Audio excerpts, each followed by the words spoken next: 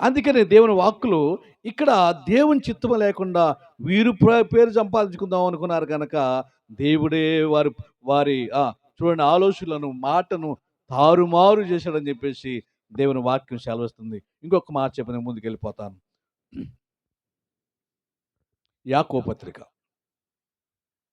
4వ అధ్యాయము 13వ వచనం. యాకోబు పత్రిక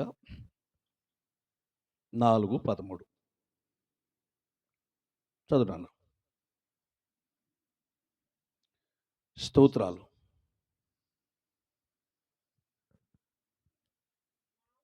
నాన్న, నేడైనను రేపైనను ఒకానొక పట్టణముకు వెళ్ళి అక్కడ 1 సంవత్సరం ఉండి వ్యాపారము చేసి లాభము సంపాదిద్దాము రండని చెప్పుకొని వారులారా, రేపేమి సంభవించునో మీకు తెలియదు. మీ జీవము ఏ పాటిది? మీరు కొంతసేపు కనపడి అంతలో మాయమైపోవు ఆవిరి వంటి వారు. కనుక ప్రభువు చిత్తమైతే మనం బ్రతికి ఉండి ఇది అది చేద్దామని చెప్పుకొనవలెను. చాలానా? ఎవరి చిత్తమైతే? చూసావా? చూడు, వ్యాపారం చేద్దాం అనుకుంటున్నారు, ఏదో గొప్పగా సాధిద్దాం అనుకుంటున్నారు. అనుకున్నవారు కాడ దేవుడు అంటున్నాడు, నీ ప్రాణం ఏ పాటిది? నువ్వు మొదట దేవుని చిత్తం తెలుసుకోవాలి అన్నాడు. దేవుని చిత్తమైతే ఈ వ్యాపారం చేద్దాం, దేవుని చిత్తమైతే ఇదిగో ఆ పని చేద్దాం, దేవుని చిత్తమైతేనే ఇది చేద్దాం అని మొదట బులరా మనము దేవుని చిత్తం అని తెలుసుకోవాలి. అది దేవుని చిత్తం. బైబిల్లో కూడా దేవుడు మనకు ఎలా తెలియపరుస్తాడు అని మనం అనుకుంటాం. ఎలా తెలియపరిచేది ఏముంది? దేవుని సన్నిధిలో కూర్చుని, నీ ఇంటిలో పక్కన కూర్చుని నువ్వు ప్రార్థన చేసి, నాయనా ఇది కావాలి, నాయనా ఇది చేయమంటావా, ఇది వద్దంటావా అని దేవుణ్ణి అడగాలి. మనం ప్రార్థన చేయాలి. గమనించండి, ఇక్కడ మరి చక్కగా ఆ మాట చెప్తుంది, దేవుని చిత్తం అయితే. హల్లెలూయా. ఆయన చిత్తం తెలుసుకోమన్నాడు. ఆయన చిత్తం మనకి ఎలా తెలుస్తుందో మరొకసారి చెప్పి నేను ముగిస్తాను.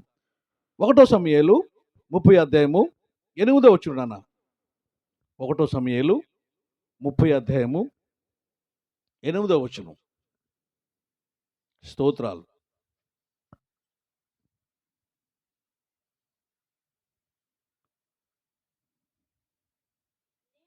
నేను ఈ దండెన తరిమిన ఎడల వాణ్ణి కలుసుకొందునా అని యెహోవా వద్ద దావీదు విచారణ చేయగా, యెహోవా తరుము నిశ్చయముగా నీవు వారిని కలుసుకుని తప్పక నీ వారందరినీ దక్కించుకొందువని సెలవిచ్చెను. హల్లెలూయా. దావీదు ఏం చేశాడమ్మా? చెప్పాలి. దావీదు ఏం చేశాడు?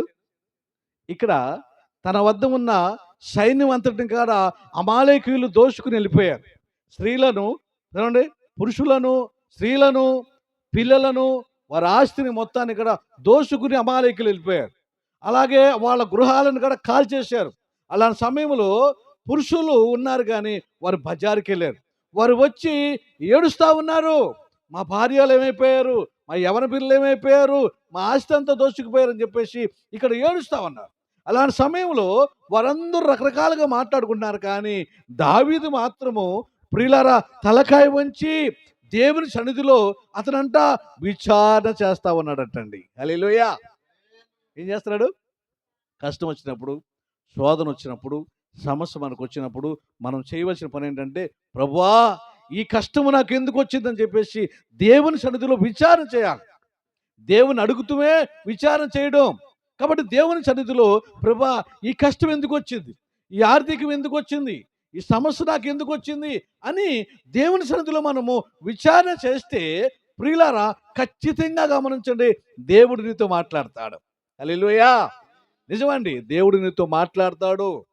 వాక్యానుసారమైన బ్రతుకు మనం బ్రతుకుతా ఉంటుంటే ప్రియులారా, ఒక విశ్వాసిగా మనము చూడండి, నా దేవుని సన్నిధిలో నడుస్తూ ఉంటుంటే ఖచ్చితంగా నీ ప్రార్థనకి దేవుడు జవాబు ఇస్తాడు.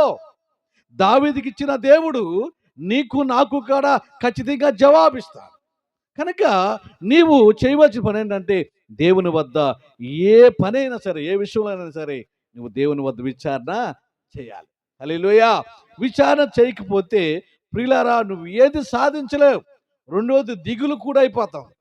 ఏంటి నాకు ఈ పరిస్థితి, ఎందుకు వచ్చింది ఈ పరిస్థితి నాకు అని దేవుని వద్ద అడగాలి. ఏ కష్టం ఉందో నీకు తెలుసు సహోదరి, సహోదరుడా. ఎందుకు నలిగిపోతున్నావో అది నీకు తెలుసు. ఏ పరిస్థితుల్లో నువ్వు ఉండవో తెలుసు.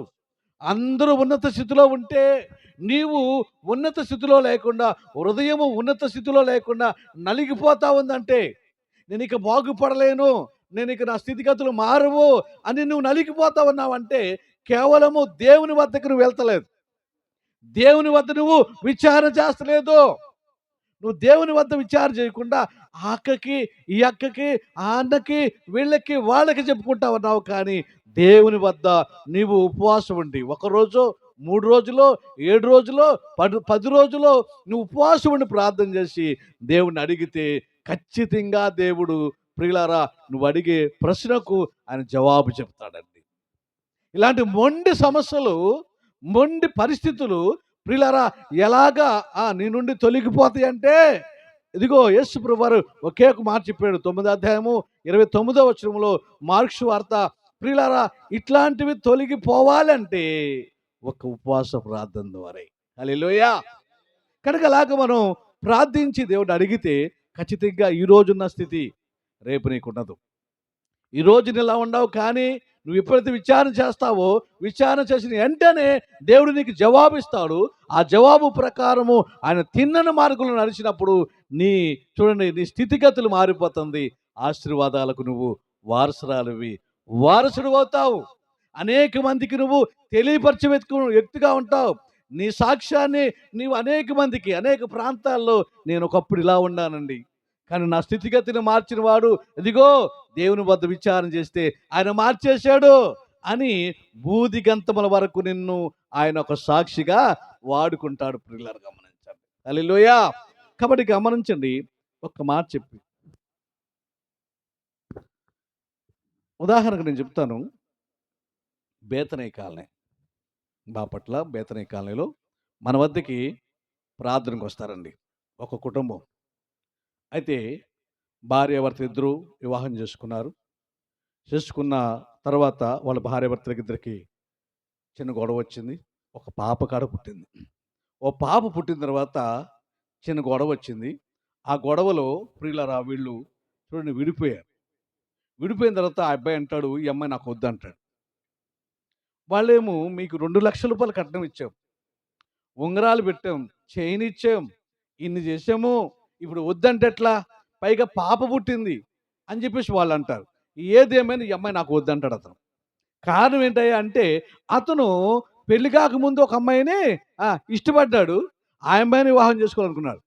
ఆ అమ్మాయి పెద్ద చదువు చదువుతుంది, ఆ అమ్మాయికి గవర్నమెంట్ జాబ్ వద్దని చెప్పేసి ఆ అమ్మాయి మీద ఇష్టపడి ఈ అమ్మాయిని విడిచిపెట్టేస్తా ఉన్నాడు. ఇప్పుడు ఏం చేయాలో అర్థం కాక ఈ అమ్మాయి తండ్రి తల్లి ఏం చేశారా అంటే, ప్రియులారా పోలీస్ స్టేషన్కి వెళ్ళారు.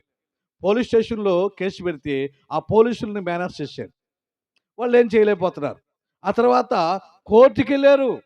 కోర్టుకి వెళ్తే కోర్టుకి 4 వాయిదాలకు తిరిగారు. 4 వాయిదాలు తిరిగిన తర్వాత కరోనా వచ్చింది. కరోనా వచ్చేస్తే కరోనా టైంలో ఏమన్నా ఉన్నాయండి? అసలు బస్సులు తిరిగినాయా? ఏమంటే కోర్టులు ఉన్నాయా? ఏం లేవు కదా. ఆ సమయంలో ఏం చేయలేకపోయారు. అప్పుడు వీళ్ళు దిగులు పడుతూ ఏడుస్తూ ఉన్నారు. అప్పుడు ఇక వాళ్ళు ఇప్పటికి 30,000 రూపాయలు అయిపోయినాయి అయ్యా, కానీ ఏం చేయాలో మాకు అర్థం కావట్లేదు. కాబట్టి ఏంటని చెప్పేసి ఉపవాస ప్రార్థనకి మన వద్దకు వచ్చారు వాడు. ప్రతి గురువారము బాపట్ల ప్రాంతంలో బేతనయ్య కాలనీ ఉపవాస ప్రార్థన జరుగుద్దండి మా ఇంటి దగ్గర. అయితే వాళ్ళు ఉపవాస ప్రార్థనకు వచ్చారు. వస్తే వాళ్ళ విషయం అంతా చెప్పారు. చెబితే నేను అన్నాను, చూడండి నీ శక్తి ద్వారా, నీ బలము ద్వారా నువ్వేం సాధించలేకపోయావు కదా. ఇప్పుడు చూడు, దేవుడు ఆత్మ ద్వారా ఆయన కార్యాలు చేస్తాడు. అయితే విశ్వాసం ఉంచండి. ఇప్పుడు డబ్బులు కూడా అయిపోయినాయి మీ వద్ద. ఇప్పుడు దేవుని వద్దకు రండి అంటే వచ్చారండి. వాళ్ళ తల్లి, ఆ పాప, ఆ చిన్న పాప, చూడండి ఆ భర్త, వాళ్ళు మన వద్దకు వచ్చి ప్రతి ఉపవాస ప్రార్థనలో పాలు పొందేవాళ్ళు. చక్కగా కన్నీరు కార్చి ప్రార్థన చేసేవాళ్ళు. నేను చెప్పేవాడిని, మీరు చిన్ననాటి నుండి కూడా ఏదైనా పాపం చేస్తుంటే, ఏదైనా దోషం ఉంటే వాటిని ఒప్పుకోండి మీరు అని ఒప్పుదల చేపించేవాడిని. ఒప్పుదల ప్రార్థన చేసిన తర్వాత వాళ్ళని నేను ఒకే మాట అన్నాను, మీ అల్లుడి కోసం మీరు ప్రార్థన చేయండి. మీ అల్లుడిని మీ కొడుకు అనుకోండి. మీ అల్లుడిని మీ కొడుకు అనుకోండి. మీ కొడుకే తప్పు చేస్తే వాడిని తిడతారా? వాడిని కొడతారా? కేసులు పెడతారా? లేకపోతే పోలీస్ స్టేషన్‌లో పెడతారా? పెద్దల్లో పెడతారా? ఇయన్నీ చేయరుగా. అలాగా అతను మీ కొడుకు అనుకోండి. అతని మనసు ఏదైనా చెలించింది అనుకుందాం. నువ్వు ప్రార్థన చెయ్యి. అతని మనసును దేవుడు మారుస్తాడు అని ఒక కొడుకు కోసము తల్లి, తండ్రి ఎలా